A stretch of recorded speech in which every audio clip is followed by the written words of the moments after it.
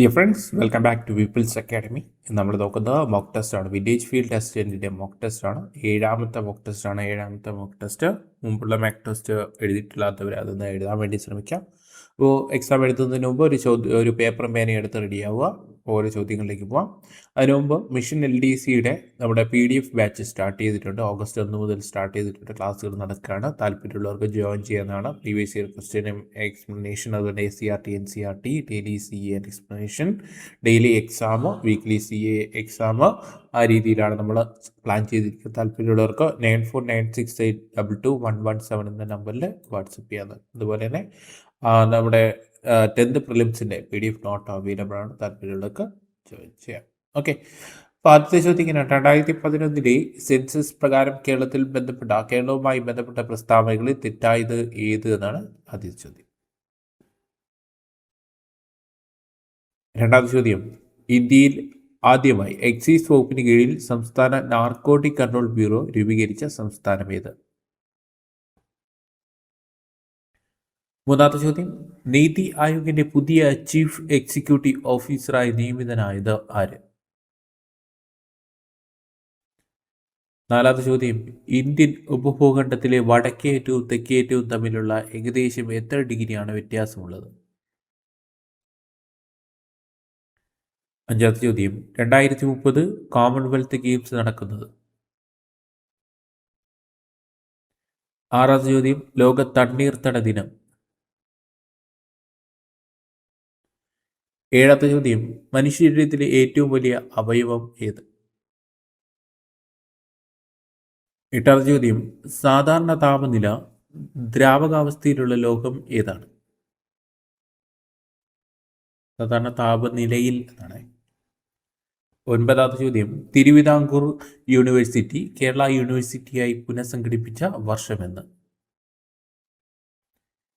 പത്താമത്തെ ചോദ്യം: ഇന്ത്യയിലെ ജനസംഖ്യയുടെ നിശ്ചല വളർച്ചാ കാലഘട്ടം എന്നറിയപ്പെടുന്ന കാലഘട്ടം ഏതാണ്? ഇത് NCERT എന്ന് പറയുന്ന ഒരു ചോദ്യമാണ്. പതിനൊന്നാമത്തെ ചോദ്യം: the sun dash in the east? പന്ത്രണ്ടാമത്തെ ചോദ്യം: my friend dash abroad 2 years ago?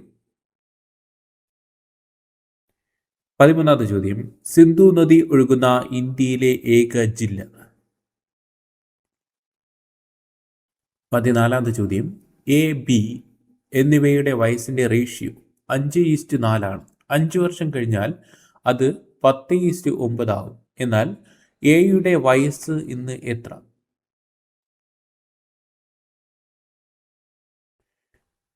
പതിനഞ്ചാമത്തെ ചോദ്യം: കേരളത്തിൽ പുതുതായി സെൻട്രൽ ജയിൽ സ്ഥാപിക്കാൻ തീരുമാനിച്ചിരിക്കുന്നു എവിടെ? പതിനാറാമത്തെ ചോദ്യം: എക്കണോമി ഓഫ് പെർമനൻസ് എന്ന കൃതിയുടെ രചയിതാവ് ആരാണ്? പതിനേഴാമത്തെ ചോദ്യം: ഇന്ത്യയെ ശ്രീലങ്കയിൽ നിന്ന് വേർതിരിക്കുന്ന സമുദ്രഭാഗം ഏത്? പതിനെട്ടാം ചോദ്യം: MRI എന്നതിൻ്റെ പൂർണ്ണരൂപം എന്ത്? 19ാമത്തെ ചോദ്യം: ഉപഭോക്തൃ സംരക്ഷണ നിയമം നിലവിൽ വന്ന തീയതി എന്ന്? 20ാമത്തെ ചോദ്യം: നീതി ആയോഗ് നിലവിൽ വന്നത് എന്ന്? 21ാമത്തെ ചോദ്യം: തന്നിരിക്കുന്ന നൃത്തകലകളിൽ ഏതിൽ നിന്നാണ് കഥകളി ഉത്ഭവിച്ചത്? 22ാമത്തെ ചോദ്യം: പട്ടികജാതി പട്ടികവർഗ അതിക്രമങ്ങൾ തടയൽ നിയമം നിലവിൽ വന്ന വർഷം? 23ാമത്തെ ചോദ്യം: അധര വ്യായാമം എന്ന ശൈലി കൊണ്ട് അർത്ഥമാക്കുന്നതെന്ത്? 24ാമത്തെ ചോദ്യം: 12 ആളുകൾ ഒരു ജോലി 10 ദിവസം കൊണ്ട് ചെയ്തു തീർക്കുമെങ്കിൽ അതേ ജോലി 15 ആളുകൾ എത്ര ദിവസം കൊണ്ട് ചെയ്തു തീർക്കും? 25ാമത്തെ ചോദ്യം: ഒരു ജോലി 10 ദിവസം കൊണ്ടും A ഒരു ജോലി 10 ദിവസം കൊണ്ടും B അതേ ജോലി 15 ദിവസം കൊണ്ടും ചെയ്തു തീർക്കുമെങ്കിൽ രണ്ടുപേരും ചേർന്ന് ജോലി എത്ര ദിവസം കൊണ്ട് ചെയ്തു തീർക്കും? അപ്പോൾ നിങ്ങൾക്ക് ഉത്തരങ്ങൾ കിട്ടി കാണും. ഇനി നമുക്ക് ഓരോ ചോദ്യങ്ങളും അതിൻ്റെ ഉത്തരങ്ങളും അതിൻ്റെ എക്സ്പ്ലനേഷനും നമുക്ക് നോക്കാം. ആദ്യത്തെ ചോദ്യം, 2011 സെൻസസ് പ്രകാരം കേരളവുമായി ബന്ധപ്പെട്ട പ്രസ്താവനകളിൽ തെറ്റായത് ഏത് എന്നാണ് ചോദ്യം. ഓക്കെ, ഇതിൽ തെറ്റായത് ഏതാണ്? ജനസാന്ദ്രത കൂടിയ ജില്ല എന്ന് പറയുന്നത് എറണാകുളം. അത് തെറ്റായ സ്റ്റേറ്റ്മെൻ്റ് ആണ്. ബാക്കിയെല്ലാം ശരിയാണ്. ജനസംഖ്യ കൂടിയ ജില്ല മലപ്പുറമാണ്. ജനസംഖ്യ വർധന നിരക്ക് കുറഞ്ഞ ജില്ല പത്തനംതിട്ടയാണ്. മൈനസ് രേഖപ്പെടുത്തിയത് പത്തനംതിട്ടയാണ്. സാക്ഷരത ഏറ്റവും കുറഞ്ഞ ജില്ല വയനാടാണ്. ഓക്കെ, അപ്പോൾ ഇത് പത്തനംതിട്ട വളർച്ചാ നിരക്ക് 2.97 ആയിരുന്നു കേട്ടോ. 2.97 2011 സെൻസസ് പ്രകാരമാണ്. ഇപ്പം നിലവിലെ സെൻസസ് നടക്കുന്നുണ്ട്. 2026-27 2026-27 സെൻസസ് ആണ് ഇന്ത്യയിൽ ആദ്യത്തെ ഡിജിറ്റൽ സെൻസസ് എന്ന് പറയുന്നത്. 2011 അവസാനമായിട്ട് സെൻസസ് നടന്നത്. കൊറോണയൊക്കെ തുടർന്ന് സെൻസസിൻ്റെ ഇതൊക്കെ മാറ്റിവെക്കുകയായിരുന്നു. 10 വർഷത്തിലൊരിക്കലാണ് ഇന്ത്യയിൽ സെൻസസ് നടക്കുന്നത് എന്ന് ഓർത്ത് വയ്ക്കുക. ഓക്കെ, അപ്പോൾ ജനസാന്ദ്രത കൂടിയ ജില്ല ഏതെന്ന് വെച്ചാൽ തിരുവനന്തപുരമാണ്. ജനസാന്ദ്രത കൂടിയ ജില്ല തിരുവനന്തപുരമാണ്. കൃത്യമായിട്ട് ഓർത്ത് വെച്ച് പഠിക്കാൻ ശ്രമിക്കുക. 1508 പേരാണ് സ്ക്വയർ കിലോമീറ്ററിൽ തിരുവനന്തപുരം ജില്ലയിലുള്ളത്. 2ാം സ്ഥാനമാണ് ഇത് എറണാകുളം ജില്ലയ്ക്ക്. 2ാം സ്ഥാനം ജനസാന്ദ്രതയിൽ 2ാം സ്ഥാനം ആണ് എറണാകുളം ജില്ലയ്ക്കുള്ളത് എന്നുകൂടി ഓർത്ത് വയ്ക്കുക. ഓക്കെ, അപ്പോൾ അടുത്ത ചോദ്യത്തിലേക്ക് പോവാം. അടുത്ത ചോദ്യം, ഇന്ത്യയിൽ ആദ്യമായി എക്സൈസ് വകുപ്പിന് കീഴിൽ സംസ്ഥാന നാർക്കോട്ടിക് കൺട്രോൾ ബ്യൂറോ രൂപീകരിച്ച സംസ്ഥാനം ഏതെന്നാണ്? ഓപ്ഷൻ ഡി ആണ്, കേരളമാണ്. കേരളത്തിൽ ഇപ്പോൾ നടന്നുകൊണ്ടിരിക്കുന്ന നിങ്ങൾക്കറിയാം, മയക്കുമരുന്നുമായി ബന്ധപ്പെട്ട് ഒത്തിരി പ്രവർത്തനങ്ങൾ നടക്കുന്നുണ്ട്. അതിൻ്റെ ഭാഗമായിട്ട് കേരള പോലീസ് ആരംഭിച്ച ഒരു പദ്ധതിയുണ്ട്, ഓപ്പറേഷൻ തണ്ടർ. കേരള പോലീസിൻ്റെ operation Toofan the narco hunt. Okay, operation Toofan the narco ഹണ്ടും അത് കേരള പോലീസിൻ്റെയാണ്. ഓപ്പറേഷൻ തണ്ട് അത് എക്സൈസ് വകുപ്പിൻ്റെയാണെന്ന് ഓർത്ത് വയ്ക്കുക. ഓക്കെ, കേരളത്തിലെ ആഭ്യന്തര വകുപ്പ് മന്ത്രി രമേശ് ചെന്നിത്തലയും കേരളത്തിലെ എക്സൈസ് വകുപ്പ് മന്ത്രി എം ലിജു ആണെന്ന് ഇതിൻ്റെ കൂട്ടത്തിൽ ഓർത്ത് വെച്ച് പഠിക്കുക. ചോദ്യങ്ങൾ എക്സാമിന് ചോദിക്കുന്നുണ്ട്, അതുകൊണ്ട് കൃത്യമായിട്ട് ഓർത്ത് വെച്ച് പഠിക്കുക. ഇന്ത്യയിൽ ആദ്യമായി എക്സൈസ് വകുപ്പിന് കീഴിൽ സംസ്ഥാന നാർക്കോട്ടിക് കൺട്രോൾ ബ്യൂറോ രൂപീകരിച്ച സംസ്ഥാനം ചോദിച്ചാൽ കേരളമാണ്. കേരളത്തിൻ്റെ എക്സൈസ് വകുപ്പ് മന്ത്രി എം ലിജു ആണെന്ന് ഓർത്ത് വയ്ക്കുക. ഓപ്പറേഷൻ തണ്ടർ മയക്കുമരുന്നിനെതിരെ നടത്തുന്ന പ്രോജക്റ്റാണെന്നും കൂടെ ഓർത്ത് വയ്ക്കുക. ഓക്കെ, അടുത്ത 3ാമത്തെ ചോദ്യം, നീതി ആയോഗിൻ്റെ പുതിയ ചീഫ് എക്സിക്യൂട്ടീവ് ഓഫീസറായി നിയമിതനായത് ആര് എന്നാണ് ചോദ്യം. CEO. ഓക്കെ, ആരാണ്? ഓപ്ഷൻ സി ആണ്, അനുരാഗ് ജെയിൻ ആണ്. ഓക്കെ, അനുരാഗ് ജെയിൻ ആണെന്ന് ഓർത്തിക്കുക. നീതി ആയോഗ് നിലവിൽ വർഷം അറിയാം, 2015 ജനുവരി 1 2015 ജനുവരി 1 നീതി ആയോഗ് നിലവിൽ വന്നതെന്ന് ഓർത്തിക്കുക. ചെയർമാൻ എപ്പോഴും ആരായിരിക്കും? ചെയർമാൻ എപ്പോഴും പ്രധാനമന്ത്രിയായിരിക്കും. ആദ്യ വൈസ് ചെയർമാൻ ചോദിച്ചാൽ അരവിന്ദ് പനഗരിയാണ്. ആദ്യ വൈസ് ചെയർമാൻ അരവിന്ദ് പനഗരിയും ആദ്യ CEO ചോദിച്ചാൽ സിന്ധുശ്രീ കുള്ളറുമാണെന്ന് ഓർത്തിക്കുക. സിന്ധുശ്രീ കുള്ളർ ആദ്യ CEO സിന്ധുശ്രീ കുള്ളറാണ്. നിലവിലെ CEO ആരെന്ന് ചോദിച്ചാൽ ആരാണ് നിലവിലെ CEO? അതാണ് അനുരാഗ് ജെയിൻ. ഓക്കെ, നിലവിലെ വൈസ് ചെയർമാൻ ആരാണ്? നിലവിലെ വൈസ് ചെയർമാൻ അശോക് ലാഹിരി. കൃത്യമായിട്ട് അവരുടെ പേരുകൾ ഓർത്തു വെച്ച് പഠിച്ചോണം. അശോക് ലാഹിരിയാണ്. ഓക്കെ, അശോക് ലാഹിരി. ക്ലിയർ. അടുത്ത ചോദ്യം, ഇന്ത്യൻ ഉപഭൂഖണ്ഡത്തിൽ വടക്കേ അറ്റവും തെക്കേ അറ്റവും തമ്മിലുള്ള ഏകദേശം എത്ര ഡിഗ്രി വ്യത്യാസമാണ് ഉള്ളത് എന്നാണ് ചോദ്യം. ഓപ്ഷൻ ഡി ആണ് ഉത്തരം. 30 ഡിഗ്രി. എത്രയാണ്? 30 ഡിഗ്രിയാണ്. 2030 കോമൺവെൽത്ത് ഗെയിംസ് നടന്നത് എവിടെയാണ്? നടക്കുന്നത് എവിടെയാണ്? 2030 കോമൺവെൽത്ത് ഗെയിംസ് എവിടെയാണ്? അഹമ്മദാബാദ് എവിടെയാണ്? ഗുജറാത്താണ്. ഓക്കെ, 2030 കോമൺവെൽത്ത് നടക്കുന്നത് അഹമ്മദാബാദ് ഗുജറാത്താണെന്ന് ഓർത്ത് വയ്ക്കാം. ഇതിനു മുമ്പ് ഇന്ത്യയിൽ കോമൺവെൽത്ത് ഗെയിംസ് നടന്നത് 2010 2010 ഇതിനു മുമ്പ് നടന്നത്. അത് ഡൽഹിയിൽ വെച്ചായിരുന്നു എന്ന് ഓർത്ത് വയ്ക്കുക. ഡൽഹി. 2022 നടന്നത് ബർഹിംഹാണെന്ന് ഓർത്ത് വയ്ക്കുക. ബർഹിംഹാം ആണെന്ന് ഓർത്ത് വയ്ക്കുക. 2022 നടന്നത്. 2026 നടന്നത് ഗ്ലാസ്കോ സ്കോട്ട്ലൻഡ് ആണെന്ന് ഓർത്ത് വയ്ക്കുക. ക്ലിയർ. ഓക്കെ, ഈ 2026 ഗ്ലാസ്കോ കോമൺവെൽത്ത് ഗെയിംസിൽ ഇന്ത്യയുടെ സ്ഥാനം 4ാം സ്ഥാനമാണ്. ഇന്ത്യയുടെ സ്ഥാനം 4ാം സ്ഥാനം. 2030 നടക്കാൻ പോകുന്നത് 100ാമത്തെ കോമൺവെൽത്ത് ഗെയിംസാണ്. 100ാമത്തെ. അപ്പോൾ കോമൺവെൽത്ത് ഗെയിംസ് ആരംഭിച്ച വർഷം 1930 4 വർഷത്തിലൊരിക്കലാണ് കോമൺവെൽത്ത് ഗെയിംസ് നടക്കുന്നത്. 1930 ആദ്യമായിട്ട് കോമൺവെൽത്ത് ഗെയിംസ് ആരംഭിക്കുന്നത്. 100ാമത്തെ വാർഷികമാണ് അഹമ്മദാബാദ് ഗുജറാത്തിൽ നടക്കാൻ പോകുന്നത് എന്ന് ഓർത്തുവയ്ക്കുക. 24ാമത്തെ കോമൺവെൽത്ത് ഗെയിംസ് ആണ് 2030 നടക്കാൻ പോകുന്നത് എന്നുകൂടി ഓർത്തുവയ്ക്കുക. ഓക്കെ, അടുത്ത ചോദ്യം ലോക തണ്ണീർത്തട ദിനം എന്നാണ്. ഫെബ്രുവരി 2. ഓപ്ഷൻ ഡി ആണ്. തണ്ണീർത്തട ദിനം ഫെബ്രുവരി 2 ഓർത്തുവയ്ക്കാം. ഈ ഡിസംബർ 5 എന്ന് പറയുന്ന മണ്ണ് ദിനമാണ്. മണ്ണ് ദിനം ഡിസംബർ 5. ജനുവരി 12 യുവജന ദിനമാണ്. യുവജന ദിനം വിവേകാനന്ദൻ്റെ ജന്മദിനമാണ്. യുവജന ദിനമായിട്ട് ആചരിക്കുന്നത്. ജൂലൈ 1 എന്ന് പറയുന്നത് ഡോക്ടേഴ്സ് ദിനമാണ്. ദേശീയ ഡോക്ടേഴ്സ് ദിനമാണ്. ഓർത്തിക്കുക, ഡോക്ടേഴ്സ് ദിനം ജൂലൈ 1 ഓർത്തിക്കുക. ഓക്കെ, അപ്പോൾ 7ാമത്തെ ചോദ്യം നോക്കാം. മനുഷ്യ ശരീരത്തിലെ ഏറ്റവും വലിയ അവയവം ഏത് എന്നാണ് ചോദ്യം. മനുഷ്യ ശരീരത്തിലെ ഏറ്റവും വലിയ അവയവം എല്ലാവർക്കും കിട്ടി കാണാം. ഓപ്ഷൻ സി ആണ് ഉത്തരം. ചർമ്മമാണ്. തൊലി അഥവാ ചർമ്മമാണ് മനുഷ്യ ശരീരത്തിലെ ഏറ്റവും വലിയ അവയവം. മനുഷ്യ ശരീരത്തിലെ ഏറ്റവും വലിയ ആന്തരിക അവയവം ഏതെന്ന് വെച്ചാൽ ഏതാണ്? കരളാണെന്ന് ഓർത്ത് വയ്ക്കാം. Okay, yes. അടുത്ത് സ്വയം പുനരുൽപാദന ശേഷിയുള്ളതാണ് ഏത്? കരളെന്ന് പറയുന്നത്. കുറച്ച് നശിച്ചു പോയാലും വീണ്ടും എന്ത് ചെയ്തും പുനരുജ്ജീവിച്ച് വരുന്നതാണ് എന്ന് പറയുന്നത് കരളെന്ന് പറയാം. ഓക്കെ, അടുത്ത ഹൃദയം എന്ന് പറയുന്നത് ക്യാൻസർ ബാധിക്കാത്ത ശരീരാവയവമാണ് ഹൃദയം എന്ന് പറയുന്നത്.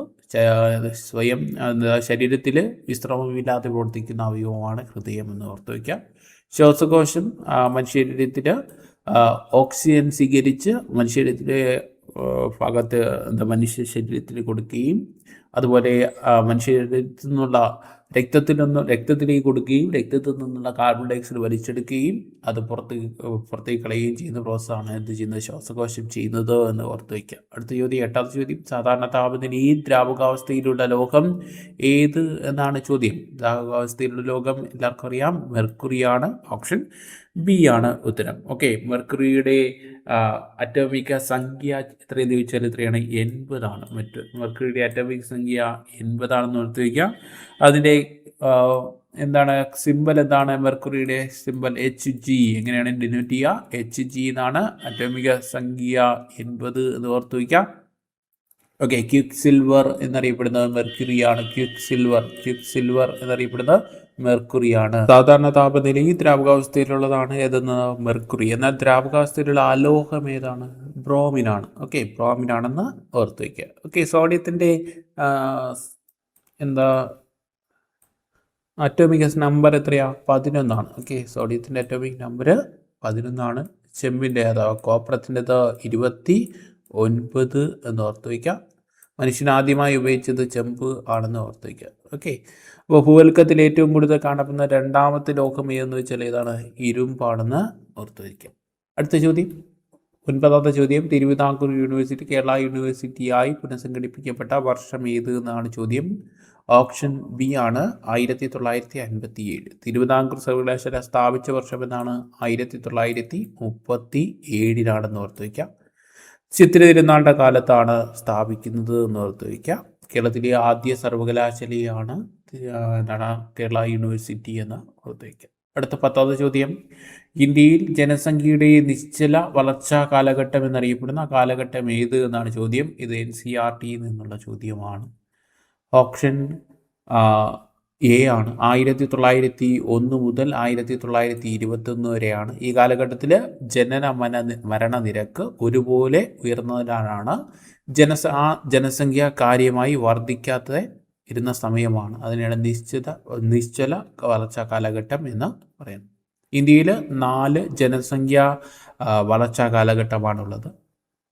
ആദ്യത്തേതാണ് 1901 മുതൽ 1921 വരെ. പീരീഡ് ഓഫ് സ്റ്റാഗ്നൻറ്റ് ഗ്രോത്ത്, അതായത് സ്റ്റേഷനറി പോപ്പുലേഷൻ ഗ്രോത്ത് എന്ന് പറയുന്നത് 1901 മുതൽ 1921 വരെയാണ്. 1921 മുതൽ 1921 മുതൽ 1951 വരെ സ്ഥിരമായ വളർച്ചാ കാലഘട്ടം അഥവാ പീരീഡ് ഓഫ് സ്റ്റഡി ഗ്രോത്ത് എന്നറിയപ്പെടുന്നത് 1921 മുതൽ 1951 കാലഘട്ടമാണെന്ന് ഓർത്തിരിക്കുക. 1951 മുതൽ 1981 വരെ 81 വരെ മൂന്നാമത്തെ ഘട്ടമാണ്. ജനസംഖ്യാ വിസ്ഫോടനം പോപ്പുലേഷൻ എക്സ്പ്ലോഷൻ നടന്ന വർഷങ്ങളാണ് 1951 മുതൽ 81 വരെ. 1981 മുതൽ ഇപ്പോൾ നിലവിലുള്ള കാലഘട്ടത്തെ വളർച്ച കുറയുന്ന കാലഘട്ടമാണ്. ജനസംഖ്യ വളർച്ച നിരക്ക് കുറയുന്ന കാലഘട്ടമാണ്. എന്നാലും ജനസംഖ്യയിൽ ലോകത്ത് ഏറ്റവും കൂടുതൽ ജനസംഖ്യയുള്ള രാജ്യം ചോദിച്ചാൽ അത് ഇന്ത്യയാണെന്ന് ഓർത്തു വയ്ക്കുക. ചൈനയെ മറികടന്ന് ഇന്ത്യയാണ് ലോകത്ത് ഏറ്റവും കൂടുതൽ ജനസംഖ്യയുള്ള രാജ്യം. ഓക്കെ, അടുത്ത ചോദ്യത്തിലേക്ക് പോവാം. The sun dash in the east. ഇത് യൂണിവേഴ്സൽ ട്രൂത്ത് ആണ്. പ്രകൃതി സത്യങ്ങൾ, അതുപോലെ തന്നെ നിത്യസത്യങ്ങൾ, പൊതുവായ സത്യങ്ങൾ എന്നിവ പറയുമ്പോൾ ഇംഗ്ലീഷ് വ്യാകരണത്തിൽ എപ്പോഴും എന്തേ ഉപയോഗിക്കുള്ളൂ? സിമ്പിൾ പ്രസന്റ് ടെൻസേ ഉപയോഗിക്കുള്ളൂ. ഓക്കെ, അപ്പോൾ സൂര്യൻ കിഴക്ക് ഉദിക്കുന്നു എന്നാണ് ഈ സെന്റൻസിന് ഫുൾ. ദ സൺ ആണ് ഇവിടുത്തെ എന്താണ് ഒരു സബ്ജക്റ്റ്. The sun ഏകവചനമാണ്. അതിൻ്റെ കൂടെ സിമ്പിൾ പ്രസന്റ് ടെൻസിൽ ഏകവചനമാകുമ്പോൾ ക്രിയ ഏതായിരിക്കും? എസ് ക്രിയയുടെ SO ചേർക്കും. SO ക്രിയയുടെ കൂടെ എന്തോ ചെയ്യും? SO ചേർക്കും. അവിടെ നോക്കുമ്പോൾ ഓപ്ഷൻ ഡി ആണ് വരുന്നത്. Rises in the east. The sun rises in the east. Okay, അപ്പോൾ ശ്രദ്ധിച്ചോളുക. ദ സൺ അതായത് ഇവിടെ ഒരു സിംഗുലർ സബ്ജക്റ്റാണ്, ഏകവചനമാണ്. ആ സിംഗുലർ സബ്ജക്റ്റ് സിമ്പിൾ പ്രസന്റ് ടെൻസിലാണ്. ആ സിമ്പിൾ പ്രസന്റ് ടെൻസിലാവുമ്പോൾ ഏകവചന ക്രിയയുടെ കൂടെ എന്ത് ചേർക്കും? SO ചേർക്കും എന്ന് കൃത്യമായിട്ട് ഓർത്തേക്കുക. അതുകൊണ്ടാണ് റൈസസ് വന്നത് എന്ന് കൃത്യമായിട്ട് ഓർത്തേക്കുക. The sun rises in the east. സ്ഥിരമായിട്ട് BSc ചോദിക്കുന്ന ചോദ്യമാണ്, കണ്ടിന്യൂസ് ആയിട്ട് ചോദിക്കുന്നതാണ്. നിങ്ങൾ പ്രീവിയസ് ക്വസ്റ്റ്യൻ വർക്കൗട്ട് ചെയ്യുന്നവരാണെങ്കിൽ കൃത്യമായിട്ട് ഇത് മനസ്സിലാവും. ഇത് പ്രീവിയസ് ക്വസ്റ്റ്യൻ ആണെന്ന് മനസ്സിലാവും. അടുത്ത 12ാം ചോദ്യം. My friend dash approved 2 years ago എന്നാണ് ചോദ്യം. കഴിഞ്ഞുപോയ ഒരു സമയത്തെക്കുറിച്ച് കാണിക്കാനാണ് 2 years ago എന്ന് ഉപയോഗിച്ചിരിക്കുന്നത്. ഈ വേർഡ് ഉപയോഗിച്ച് തന്നെ നമുക്ക് സിമ്പിളായിട്ട് ഇതിൻ്റെ ഉത്തരങ്ങളിലേക്ക് പോകാൻ കഴിയും. ഓക്കെ, അതുപോലെ ശ്രദ്ധിക്കുക. ഈ 2 years ago, അതുപോലെ എസ്റ്റർഡേ എന്ന് വരികയാണെങ്കിൽ ലാസ്റ്റ് ഇയർ, ഉദാഹരണം പറഞ്ഞതാണ്, ലാസ്റ്റ് ഇയർ എന്നൊക്കെ വരികയാണെങ്കിൽ എന്ത് ചെയ്യുക? ഇംഗ്ലീഷ് വ്യാകരണത്തിൽ എപ്പോഴും സിമ്പിൾ പാസ്റ്റ് ആയിരിക്കും. ഓക്കെ, സിമ്പിൾ പാസ്റ്റ് ടെൻസ് ആയിരിക്കും ഉപയോഗിക്കുന്നത്. അപ്പോൾ സിമ്പിൾ പാസ്റ്റ് ടെൻസിൻ്റെ ക്രിയയെ V2 form. Okay, V2 form past ടെൻസിലാണ് വരേണ്ടത്. അപ്പോൾ ഗോ വെന്റ് ഗോൺ, ഇതാണ് ഗോയുടെ 3 രൂപങ്ങൾ. Go went gone. ഓക്കെ, അപ്പോൾ നമ്മൾ പറഞ്ഞു എന്താണ് ഉപയോഗിക്കുന്നത്? സിമ്പിൾ പാസ്റ്റ് ടെൻസിൽ ക്രിയയുടെ V2 form, V1 form, V2 form, V3 form. Okay, V2 form ഏതാ? വെന്റ്. ഓക്കെ, അപ്പോൾ ഇവിടെ ഏതാ വരുന്നത്? My friend went abroad 2 years ago. Option C ആണ്. മറന്നു പോകരുത്, കൃത്യമായിട്ട് ഓർത്ത് വയ്ക്കുക. എളുപ്പത്തിൽ നമുക്ക് കണ്ടെത്താൻ ഉപയോഗിക്കുന്ന വേർഡ് 2 years. ലാസ്റ്റ് നമ്മൾ നോക്കുക, കഴിഞ്ഞുപോയ ഒരു സമയത്തെക്കുറിച്ചാണ് പറയുന്നതെങ്കിൽ ഉദാഹരണം നമ്മൾ പറഞ്ഞു യെസ്റ്റർഡേ, എഗോ, ലാസ്റ്റ് ഇയർ ഇതൊക്കെ വരികയാണെങ്കിൽ in 2010 ഇങ്ങനെ വരികയാണെങ്കിൽ എന്ത് ചെയ്യുക? വെർബിൻ്റെ രണ്ടാമത്തെ രൂപം സിമ്പിൾ പാസ്റ്റ് ടെൻസിലാണ് ഉപയോഗിക്കേണ്ടത്. വെർബിൻ്റെ രണ്ടാമത്തെ രൂപമാണ് ഉപയോഗിക്കേണ്ടത് എന്നുകൂടി ഓർത്ത് വയ്ക്കുക. ഇതും സ്ഥിരമായിട്ട് ചോദിക്കുന്ന പ്രീവിയസ് ചോദ്യമാണ്, നിങ്ങൾ ഓർത്ത് വയ്ക്കുക. അടുത്ത ചോദ്യം 13ാമത്തെ ചോദ്യം. സിന്ധു നദി ഒഴുകുന്ന ഇന്ത്യയിലെ ഏക ജില്ല ഏതെന്നാണ് ചോദ്യം. സിന്ധു നദി ഒഴുകുന്ന ഇന്ത്യയിലെ ഏക ജില്ല ഏതെന്ന് വെച്ചാൽ ഏതാണ്? ലേ ആണെന്ന് ഓപ്ഷൻ ബി ആണ്, ലേ. അപ്പോൾ സിന്ധു നദിയുടെ പോഷക നദികൾ നമുക്കറിയാം: ചലം, ചിനാബ്, രവി, ബിയാസ്, സത്ലജ്. ഓർത്ത് വെച്ചിരിക്കുക. സിന്ധു നദീജല കരാർ ഏത് വർഷം എന്ന് ഓർത്ത് വെച്ചിരിക്കുക? 1960 സിന്ധു നദിയുടെ നീളം 3180 കിലോമീറ്റർ ആണെന്ന് ഓർത്ത് വയ്ക്കുക. ഉത്ഭവം ടിബറ്റിലെ മാനസ സരോവർ എന്ന് ഓർത്ത് വയ്ക്കുക. അടുത്ത 14ാമത്തെ ചോദ്യം. എ ബി എന്നിവയുടെ വയസ്സിൻ്റെ റേഷ്യോ 5:4 5 വർഷം കഴിഞ്ഞാൽ അത് 10:9 ആവും. എന്നാൽ എയുടെ വയസ്സ് എത്ര എന്നാണ് ചോദ്യം. ഓക്കെ, ശ്രദ്ധിക്കാം. അപ്പം നമുക്ക് എ ബി എന്നിവയുടെ വയസ്സിൻ്റെ റേഷ്യോ 5:4 എന്ന് തന്നിട്ടുണ്ട്. എ ബി എന്നിവയുടെ വയസ്സിൻ്റെ റേഷ്യോ 5:4 എന്ന് തന്നിട്ടുണ്ട്. അതായത് നമുക്ക് എ എത്ര എടുക്കാം? 5x എന്നും ബി എത്ര എടുക്കാം? 4x എന്നും എടുക്കാം. ഇത് പറഞ്ഞിട്ടുണ്ട് 5 വർഷം കഴിഞ്ഞാൽ അവയുടെ റേഷ്യോ 10:9 ആവും. 5 വർഷം കഴിയുമ്പോൾ എന്ത് സംഭവിക്കും? 5x + 5 +5. ഓക്കെ, അതേപോലെ തന്നെ ബിക്ക് എന്താ 5 വർഷം കഴിയുമ്പോൾ 4x + 5 എന്ന് ആണ്. Okay, 5x + 5 divide by 4x + 5. Okay, അത് എത്രയെന്ന് തന്നിട്ടുണ്ട്? 10/9 എന്ന് തന്നിട്ടുണ്ട്. 10/9. ഇനി എന്ത് ക്രോസ് മൾട്ടിപ്ലൈ ചെയ്യുമ്പോൾ എന്ത് വരും? 9 × 5x + 5 equal to 10 × 4x + 5. Okay, ഇപ്പോൾ എന്ത് ചെയ്യാം? ബ്രാക്കറ്റ് മാറ്റി നമുക്ക് ബോട്ട് മാസ്റ്റർ റൂൾ യൂസ് ചെയ്യാം. 9 × 5 9×5 45x plus 9 × 5 45 equal to 10 × 4x 40x plus 10 × 5 50. Okay ആണല്ലോ. ഇനി എക്സ് ഇപ്പുറത്ത് വരണം. അതായത് 45x minus 40x equal to 50 minus ഈ പ്ലസ് 45 അപ്പുറത്ത് പോകുമ്പോൾ മൈനസ് 45. ക്ലിയർ? അപ്പോൾ ഇവിടെ എത്രയാ? 40x അല്ലേ? യെസ്. എത്ര? 5x 45x minus 40x 5x equal to 50 minus 45 5 ഇത് കിട്ടും. അപ്പോൾ x equal to 5 divide by ഇവിടെ ഇൻറ്റു ചെയ്തിരിക്കുന്നത് ഡിവൈഡ് ചെയ്ത് പോവും. ഡിവൈഡ് ആവും. 5 ഡിവൈഡ് ബൈ 5 1 എന്ന് കിട്ടും. അപ്പോൾ എക്സിൻ്റെ വാല്യൂ നമുക്ക് കിട്ടി 1. ഇവിടെ ചോദ്യം എന്നാൽ എയുടെ ഇന്നത്തെ വയസ്സ് എത്ര എന്നാണ് ചോദിച്ചിരിക്കുന്നത്. എയുടെ ഇന്നത്തെ വയസ്സ് എത്രയാണ്? 5 × x ആണ് ഇന്നത്തെ വയസ്സ് എന്ന് പറയുന്നത്. 5 × x എന്ന് പറയുന്നത് 5 × 1. 5 × 1 എത്രയെന്ന് ചോദിച്ചാൽ എത്രയാണ്? 5 വയസ്സാണ്. ഓപ്ഷൻ ഏതാ വരുന്ന ഉത്തരം? ഓപ്ഷൻ സി ആണ് ഉത്തരം, 5 വയസ്സ്. ക്ലിയർ? അടുത്ത ചോദ്യത്തിലേക്ക് പോകാം. അടുത്ത ചോദ്യം: കേരളത്തിൽ പുതുതായി സെൻട്രൽ ജയിൽ സ്ഥാപിക്കാൻ തീരുമാനിച്ചിരിക്കുന്നത് എവിടെ എന്നാണ് ചോദ്യം. ഉത്തരം കിട്ടിക്കാണും. ഓപ്ഷൻ ബി നെട്ടുകാൽത്തിരിയാണ്. നെട്ടുകാൽത്തിരി തിരുവനന്തപുരം ജില്ലയിലാണെന്ന് ഓർത്ത് വയ്ക്കാം. തുറന്ന ജയിൽ സ്ഥിതി ചെയ്യുന്നത് തിരുവനന്തപുരം ജില്ലയിലെ നെട്ടുകാൽത്തിരിയാണ്. കൃത്യമായിട്ട് ഓർത്ത് വെച്ച് പഠിക്കുക. കേരളത്തിൻ്റെ ആഭ്യന്തര വകുപ്പ് മന്ത്രി രമേശ് ചെന്നിത്തലയാണ്. അദ്ദേഹത്തിന് കൈകാര്യം ചെയ്യുന്ന വകുപ്പാണ് ജയിൽ വകുപ്പ് എന്നുകൂടി ഇതിൻ്റെ കൂട്ടത്തിൽ ഓർത്ത് വയ്ക്കുക. ക്ലിയർ? അടുത്ത 16ാമത്തെ ചോദ്യം: എക്കണോമി ഓഫ് പെർമനൻസ് എന്ന കൃതിയുടെ രചയിതാവ് ആര് എന്നാണ് ചോദ്യം. ഓപ്ഷൻ സി ആണ് JC കുമാരപ്പയാണ്. ഇന്ത്യ മീൻസ് ഫ്രീഡം ആരുടെയാണ്? മൗലാന അബ്ദുൽ കലാം ആസാദിൻ്റെയാണ്. Annihilation of caste doctor BR അംബേദ്കറിൻ്റെയാണ്. ഇന്ത്യൻ ഭരണഘടനയുടെ ശില്പി എന്നറിയപ്പെടുന്ന ഡോക്ടർ BR അംബേദ്കറാണ്. Grand old man of India എന്നറിയപ്പെടുന്നത് ദാദാഭായ് നവറോജിയാണ്. Poverty and unBritish rule in India എന്ന പുസ്തകം എഴുതിയത് ദാദാഭായ് നവറോജിയാണ്. ഓക്കെ, 17ാമത്തെ ചോദ്യം: ഇന്ത്യയെ ശ്രീലങ്കയിൽ നിന്ന് വേർതിരിക്കുന്ന സമുദ്രഭാഗം ഏത് എന്നാണ് ചോദ്യം. ഓപ്ഷൻ ഡി ആണ് മാന്നാർ കടലിടുക്കാണ്. ഇന്ത്യയുടെ തെക്ക് കിഴക്കൻ തീരത്ത്, അതായത് തമിഴ്നാട്, ശ്രീലങ്കയുടെ പടിഞ്ഞാറ് തീരത്ത് ഇടയിലുള്ള സമുദ്രഭാഗമാണ് മാന്നാർ കടലിടുക്ക് എന്ന് പറയുന്നത്. കച്ച് കടലിടുക്ക് എന്ന് പറയുന്നത് ഗുജറാത്ത് സംസ്ഥാനത്തിലെ കച്ചും അതുപോലെ കത്തിവാർ ഉപദ്വീപുകൾക്കിടയിൽ അറബിക്കടലിൽ സ്ഥിതി ചെയ്യുന്ന സമുദ്രഭാഗമാണ് കച്ച് കടലിടുക്ക് എന്നറിയപ്പെടുന്നത്. ജിബ്രാൾട്ടർ കടലിടുക്ക് എന്ന് പറയുന്നത് യൂറോപ്പിനും ആഫ്രിക്കയും തമ്മിൽ വേർതിരിക്കുന്ന കടലിടുക്കാണ് ജിബ്രാൾട്ടർ കടലിടുക്ക് എന്ന് ഓർത്തിരിക്കുക.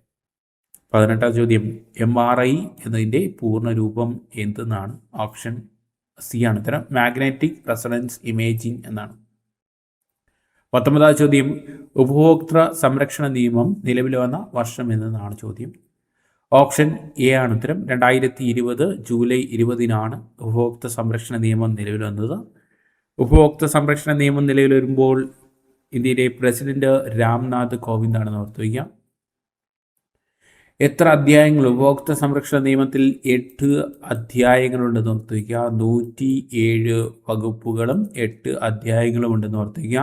1986 ഉപഭോക്തൃ സംരക്ഷണ നിയമം പകരമായി നിലവിൽ വന്ന നിയമമാണ് 2019 നിലവിൽ 2019 പ്രഖ്യാപിക്കുന്നത്. 2020 ഇത് നിലവിൽ വരുന്നത് ഉപഭോക്തൃ സംരക്ഷണ നിയമം എന്ന് ഓർത്ത് വയ്ക്കാം. അടുത്ത 20ാമത്തെ ചോദ്യം, നീതി ആയോഗ് നിലവിൽ വന്നത് എന്നതാണ്. മേളിൽ നമ്മളൊരു ചോദ്യം പറഞ്ഞിരുന്നു, അതിൻ്റെ ഭാഗമായിട്ട് വരുന്നതാണ്. ഓപ്ഷൻ എ ആണ് 2015 ജനുവരി 1. അടുത്ത ചോദ്യം, തന്നിരിക്കുന്നതിൽ ഏതിൽ നിന്നാണ് കഥകളി ഉത്ഭവിച്ചത് എന്നാണ് ചോദ്യം. നിങ്ങൾക്ക് കിട്ടിക്കാണും, സ്ഥിരമായിട്ട് PSC ചോദിക്കുന്ന ചോദ്യമാണ്. ഓപ്ഷൻ സി ആണ്, രാമനാട്ടമാണ്. ഏതാണ്? രാമനാട്ടം. ഓക്കെ, അപ്പോൾ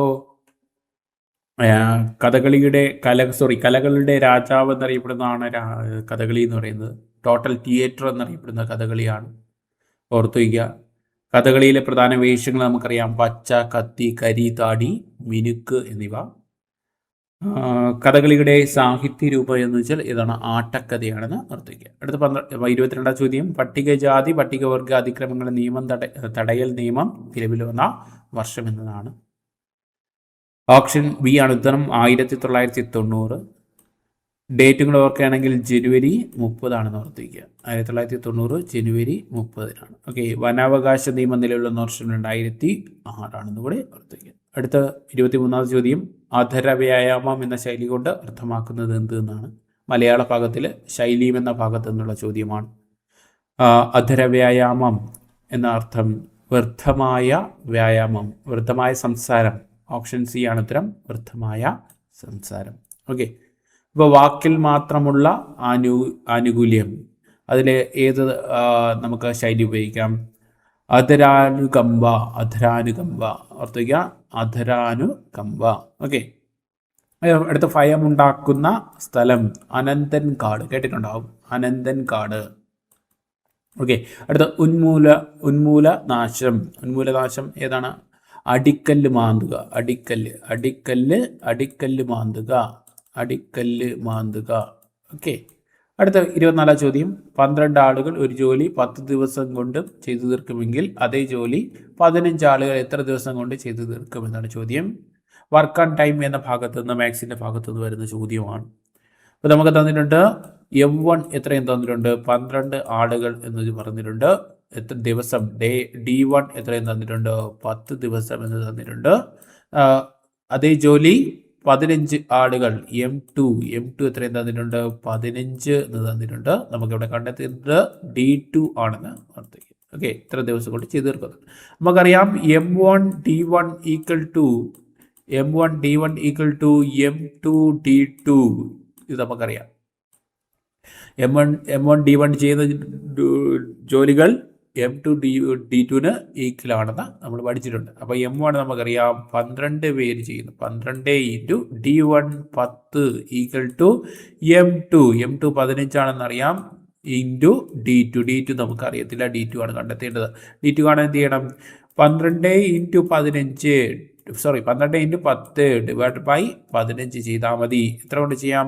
5 കൊണ്ട് ഡിവൈഡ് ചെയ്യാം. 5 കൊണ്ട് ചെയ്യുമ്പോൾ 3 പ്രാവശ്യം, 2 പ്രാവശ്യം. 3 കൊണ്ട് വെട്ടാം. 3 കൊണ്ട് വെട്ടുമ്പോൾ 4 3 12 4. ഓക്കെ, 4 2 8 എന്ന് കിട്ടും. 8 ദിവസം. ഓപ്ഷൻ ഏതാണ്? ഓപ്ഷൻ എ ആണ് ഉത്തരം വരുന്നത്. ഓക്കെ,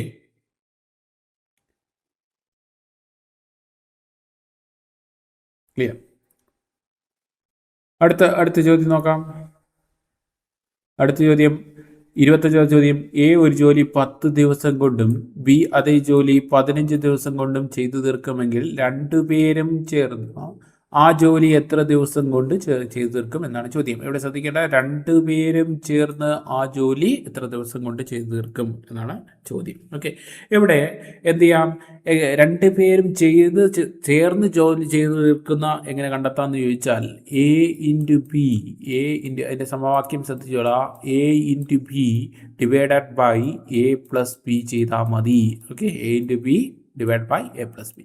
എ നമുക്കറിയാം 10, 10 ഇൻറ്റു ബി എത്രയാണ് 15. ഓക്കെ, അപ്പോൾ എന്ത് ചെയ്യുക, A into B divide by A plus B. 10 plus 15. 10 plus 10 into 15 നമുക്കറിയാം 150 ഡിവൈഡ് ബൈ 10 പ്ലസ് 15 25. ഓക്കെ, 25 കൊണ്ട് ഡിവൈഡ് ചെയ്യുമ്പോൾ 100-ൽ 4 പ്രാവശ്യം, അപ്പോൾ 150 എത്ര പ്രാവശ്യം 6 പ്രാവശ്യം. 25 കൊണ്ട് ചെയ്യുമ്പോൾ 6 പ്രാവശ്യം. ക്ലിയർ? ഓപ്ഷൻ ബി ആണ് ഉത്തരം, 6 ദിവസം എന്ന് കിട്ടും. ഓക്കെ, അപ്പോൾ 25 മാർക്കിന് എത്ര മാർക്ക് കിട്ടിയെന്നൊന്ന് കമൻറ്റ് ചെയ്യാൻ വേണ്ടി ശ്രമിക്കുക. അടുത്ത എക്സാമുകൾ കൃത്യമായിട്ട് വരാൻ വേണ്ടി ശ്രമിക്കും. ഓക്കെ, നിങ്ങളുടെ അഭിപ്രായങ്ങളെല്ലാം കമൻറ്റ് ചെയ്യാൻ വേണ്ടി ശ്രമിക്കുക.